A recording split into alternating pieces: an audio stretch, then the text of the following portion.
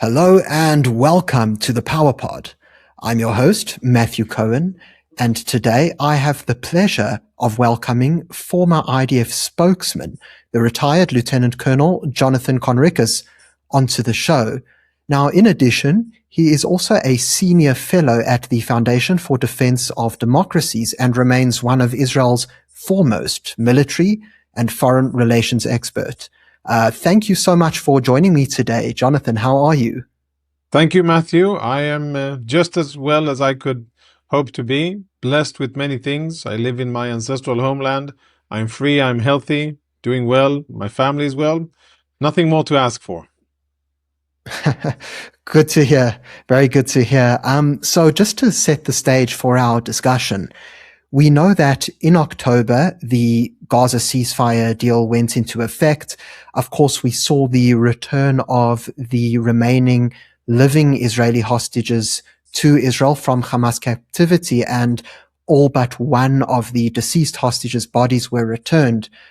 However, despite there being a ceasefire in effect, apart from a few violations, the South African government, and specifically the ANC political party, has continued its onslaught against Israel. And so most recently, we saw how the ANC has basically disregarded the opinions and will of its coalition partners and is storming ahead with this campaign. They recently hosted the Hague Group in Cape Town earlier this month. And we also recently saw how Belgium decided to join the ICJ case against Israel as well. And I'd like your insights on this. Do you believe that these sorts of actions will have a significant impact on Israel or the ICJ case, or does it really just seem to be nothing more than a bit of noise? Yeah, well, sadly, I cannot diminish it and say that it's noise. It is significant, and it will bother Israel going forward to have this outstanding libelous allegations against it in an international court. I think it's the decision-making of the ANC is very, very unfortunate. First and foremost for South Africa, I think that party is really looks like it's really intent on running the country down the drain. I measure it in terms of foreign policy. I look at the decisions that the ANC is doing, its actions, and also where it chooses not to act, which sometimes is even as important. And you can see that they get it wrong so many times when it comes to who they choose as allies, which countries they associate themselves with, countries, organizations, and people, and what kind of values they uphold. And sad to see that me as an outside observer, I think South Africa under the ANC is going in very wrong directions. Unfortunately, for whatever motivation, it's still unclear for me if it is financial, if it is resource oriented, if it is, something spiteful against the West, or a combination of those three reasons. South Africa under the ANC has made a deal with the devil, and they are bedfellows with the Iranians, and they are strengthening their ties with other non-democratic totalitarian regimes around the world, moving away from the sphere of democracies, moving away from democratic values, and choosing to be on the side of totalitarian oppressive regimes, whether it's Iran and Russia, and then also having the, I might say, audacity to fabricate allegations against Israel for alleged crimes against humanity and many other things that, of course, in my perspective, are nothing but false. So I would say this. It has significance. It is unfortunate that court has standing and that it is so tremendously biased against Israel. It is very unfortunate that a European democracy has joined in. But when I look at how important this will be and what kind of influence it will have on Israeli decision-making or the future of the Israeli-Palestinian conflict, the situation in Gaza, I don't think it will have a lot of influence. The big parts, the big diplomatic centers of power in the world, led by the US, They are not following suit. They are not playing along with Iranian propaganda like South Africa is doing. So bottom line here, we have a troubling, I think, unprecedented situation where one country, South Africa, goes out of its way in order to support a terror organization in a conflict in which it has no history, no, so to say, skin in the game. South Africa has really made a forceful entry into this conflict, and unfortunately, they've done it on the side of a terrorist organization and their supporters. If you ask me about my assessment, what will come out of all of this, I think this false allegations against Israel will be cancelled and void. I don't think that the international court will continue and pursue. And I think that more and more democracies silently, perhaps they won't have the courage to say so openly and officially, but silently, I think that they will send messages to South Africa, but also to the court that they shouldn't continue down this path because it is a path of nonsense, lies, and it's basically supporting a terror organization.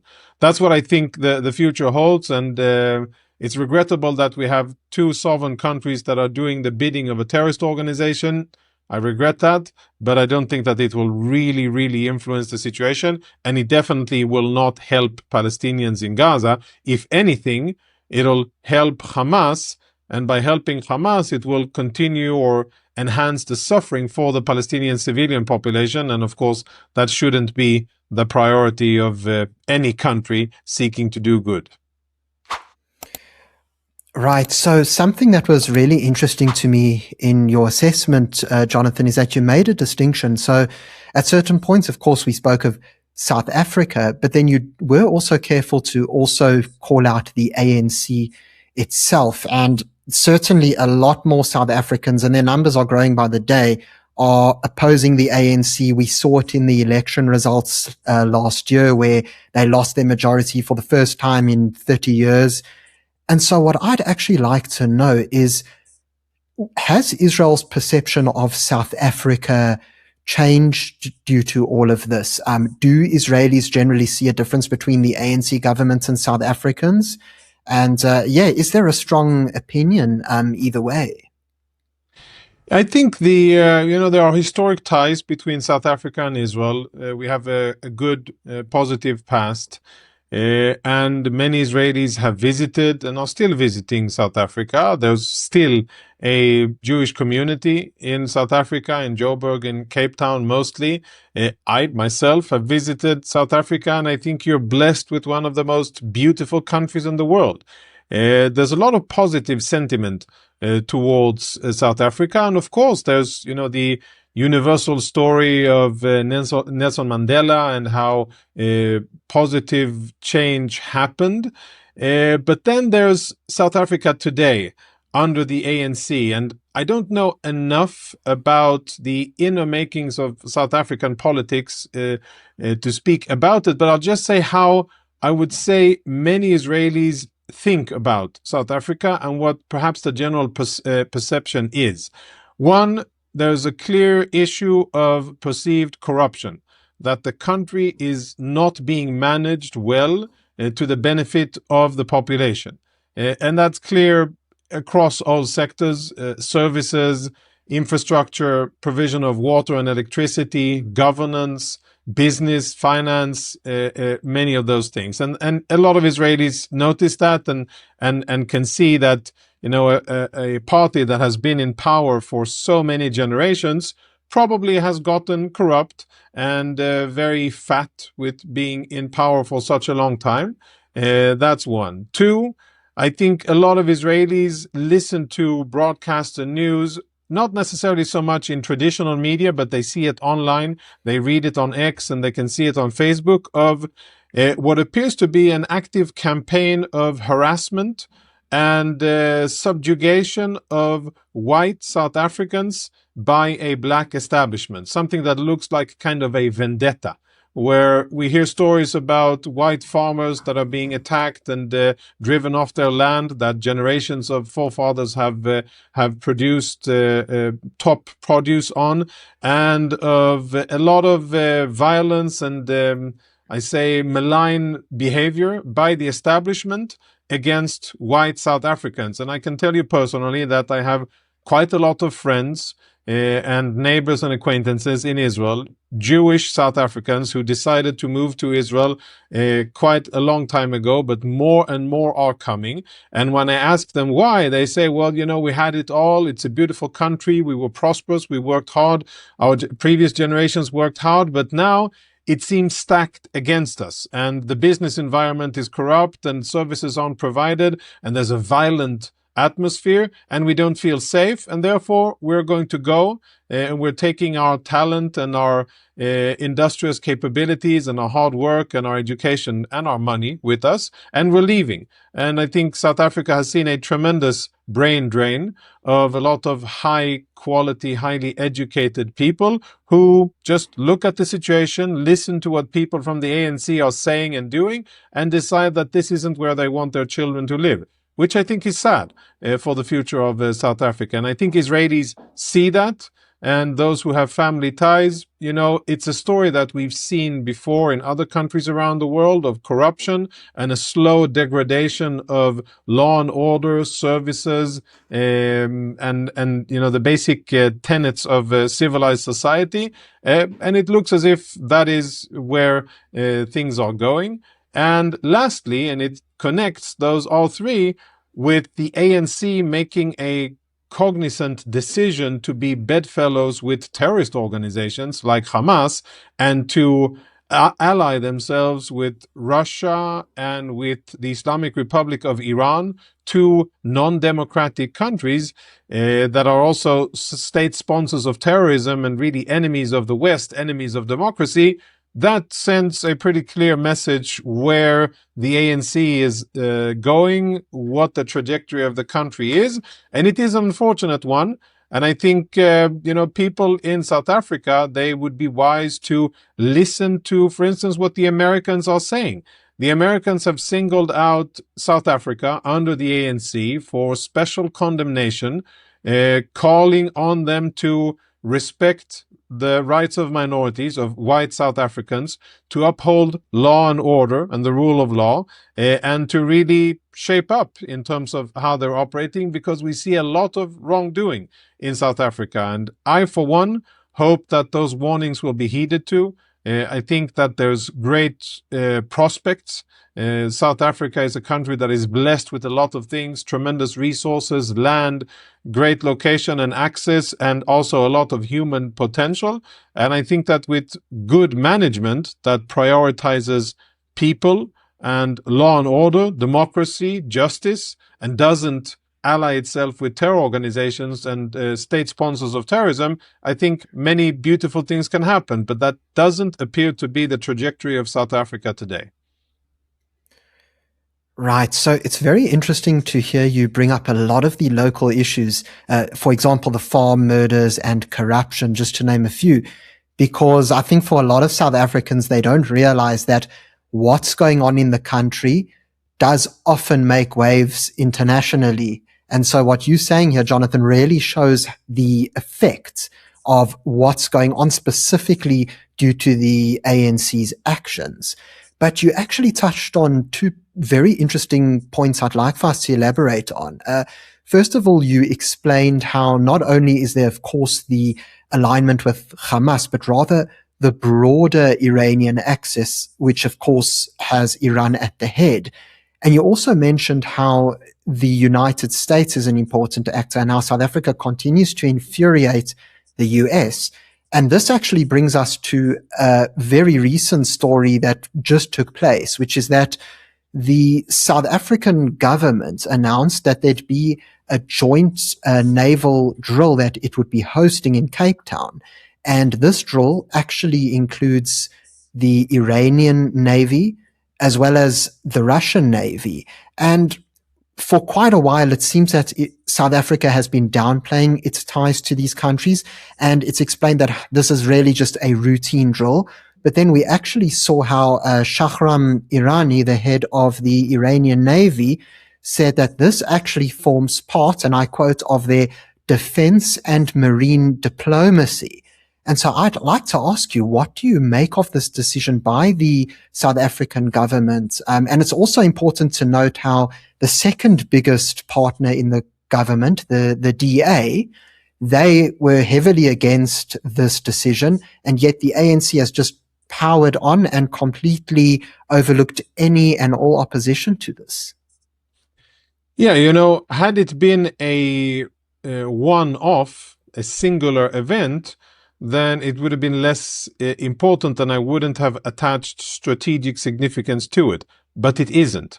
This isn't a one-off event. It's part of a continuum and a clear vector of events where we see mutual visits by senior Iranian military officials in South Africa, visits by South African senior military officers in Iran, some of them more public, some of them a little bit less public, but the Iranians coming to South Africa have been public. And we see growing intimacy and collaboration between this theocratic state sponsor of terrorism, the Islamic Republic of Iran, and South Africa under the ANC. And, as a country, South Africa making a decision to do joint military exercises with not only one, but two countries that are on global sanctions lists, severe ones, Iran and Russia. I don't think that's a very smart move, diplomatically speaking, unless the ANC is really wanting to find itself on the sanctioned list of countries around the world that nobody wants to do business with, and that'll be eventually relegated from the international banking system. It looks as if that is the direction that South Africa under the ANC is going, by not only taking concrete steps and having diplomatic ties, but also making them official and showing that they're, like a gambler who's at the table and he has a losing hand, but he's so fixated and he's so hooked onto gambling, he pushes all he's got left and says, I'm all in. I'm all in with this hand, even though it's a lousy hand. Being it with Iran and Russia is a lousy hand, but nevertheless, the ANC pushes what it has left in terms of domestic capital and says, I'm all in, and these are my bedfellows. I find it to be a very questionable strategy. I don't think it's going to work out well for South Africa and consequently for people in South Africa. And I really hope that they would reconsider, because nothing good will come out of it. Iran is a paper tiger and a stagnating, weakened empire of evil. They are a country that they're basically hardly capable of producing enough water and electricity to sustain their own population. It's a theocratic regime that oppresses its people, minorities, women, children, that has the highest amount of executions in the world. They have surpassed China and Russia even. And it's a country that in most indexes of governance, law and order, civil rights is at the bottom. These are not countries that you want to partner up with unless you want to end up like them. Right. And you also made reference to some of the potential punishments that South Africa could suffer due to the ANC doing this. Jonathan, you mentioned the banking system. We know, for example, how SWIFT is Europe. We know that, of course, you've got companies, credit card companies such as MasterCard and Visa, which are American. And so I'm actually quite curious, if the ANC had to continue down this path, do you think that sanctions or any other kind of punishment could actually become a very real possibility? I actually think so, because the US has been warning. The US has indicated to the South African government that what it is doing is not in accordance with the values that democracies expect of other democracies. Democracies are not supposed to become cozy and friendly with terror supporters. They're not supposed to become friends with theocratic sanctioned states or with a belligerent country like Russia, which is sanctioned by most of the world today. That isn't what you expect of a democracy and a country that wants to be in good standing in the world. And I think what the US has done is issued a warning and told South Africa that your collusion with the Iranians, your support of the Hamas narrative, your that you volunteered to be the poster boy for the baseless claims against Israel in the international court. Those are not good decisions, and you should recalibrate and reconsider your decisions. Now, of course, there are many other things that could happen, and unfortunately for South Africa, as far as I understand it, it's not as if the economy is doing very well without any external interference. Sadly, a country that once used to lead Africa in terms of GDP per capita, that used to have great universities, that used to export raw material, but also finished materials, and of course a lot of agricultural produce, that has a lot of minerals, etc. A country that has a lot going for it, but when you look at South Africa's relative output, it isn't looking very well. And it's a country that, sadly, if they were to face additional challenges like some types of monetary sanctions, that could become very difficult for the country. And the positive thing here is that there still is time to reconsider. The ANC appears to have made a cognizant decision to back the wrong guys, back the losing side, and to side with terrorists, but also to mismanage South Africa internally, and to do some very questionable things with South African whites. That is what's been going on so far. But the good thing is that, South Africa, the ANC has been warned, and they can change. It still is not too late. If the priorities are to do what's good for South Africa, for South Africans, for the South African economy.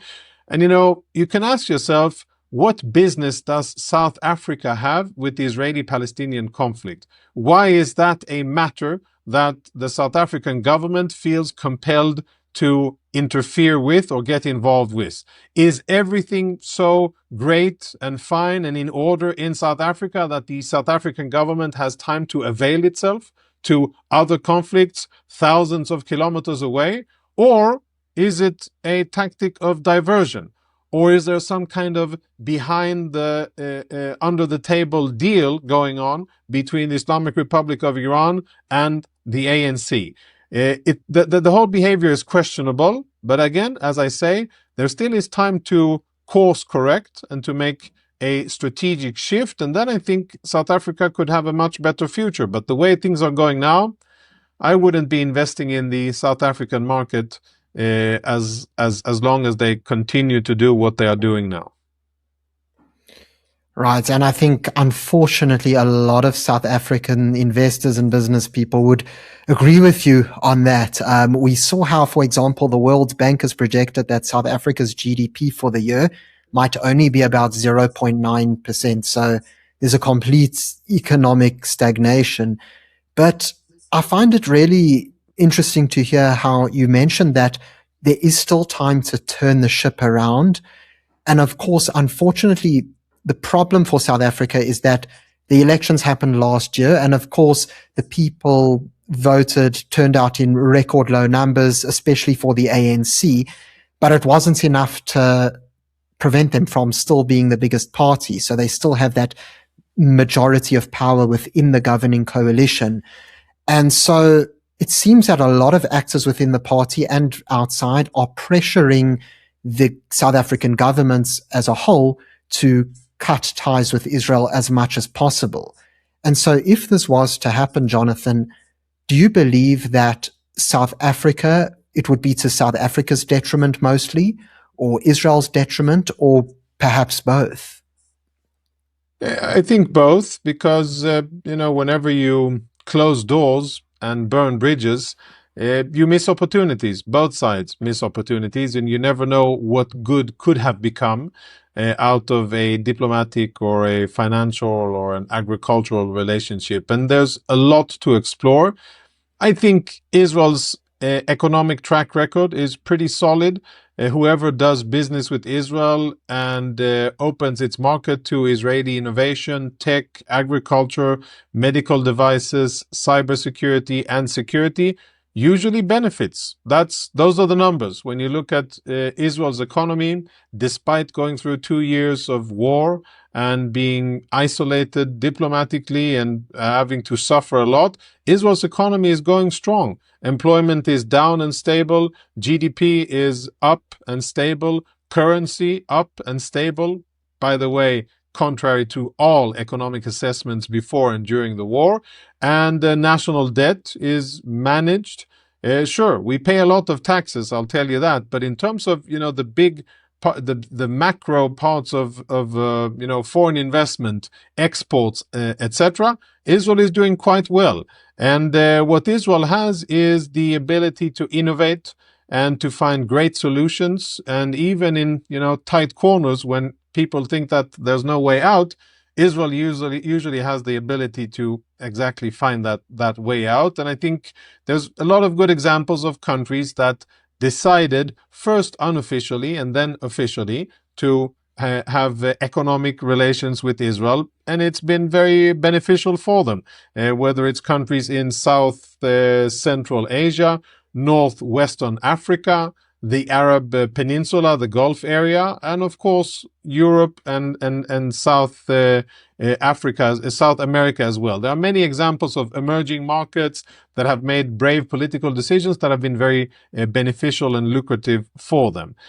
So my message would be one of, have a look for the South African government to have a cold, hard assessment of reality, and be brave enough to say, okay, we took the wrong turn here, and for a while we have been bedfellows with autocratic regimes, and we've supported a terror organization fighting against a democracy. That was bad. That was poor judgment. But we understand that we have made a mistake, and now we want to make a course correction. We want to come back and be part of the democratic countries in the world, and we're going to make a cardinal main strategic decision to change our posture in the Middle East. I think that would be a smart thing for South Africa to do. It's not as if Israel is holding its breath for that to happen. Israel will manage very well. I'm actually more worried about South Africa, its future, than I am about Israel. We are strong. Yes, we're in a tough neighborhood, but we know what we are fighting for, and we have the human capital to fight, and we have enough allies to be able to do so. That isn't the case for South Africa. And if you rely on countries like Iran and Russia, quite shortly, I think you will find yourselves very disappointed and going from one failure to the other.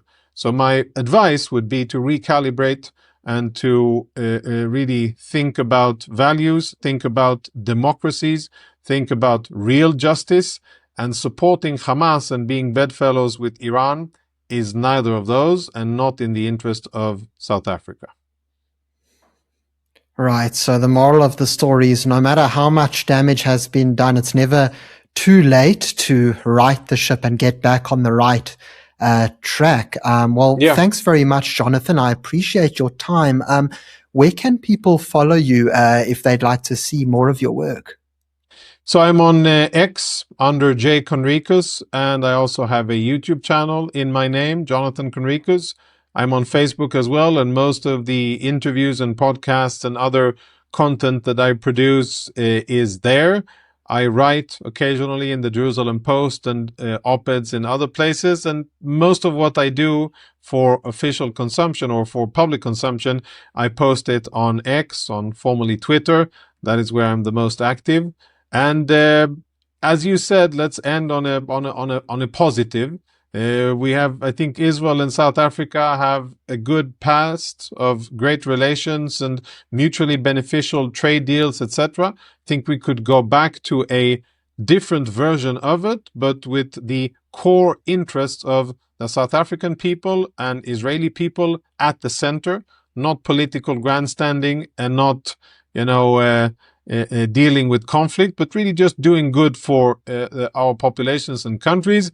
And if South Africa decides to do that, my assessment is that Israel will be more than willing to let bygones be bygones and go back to doing good things together. I think I speak for all of us when we say amen to that. Jonathan, thanks so much for joining me today. I appreciate your time. Thank you, Matthew. My pleasure. All right, so thank you everybody for tuning into this latest episode.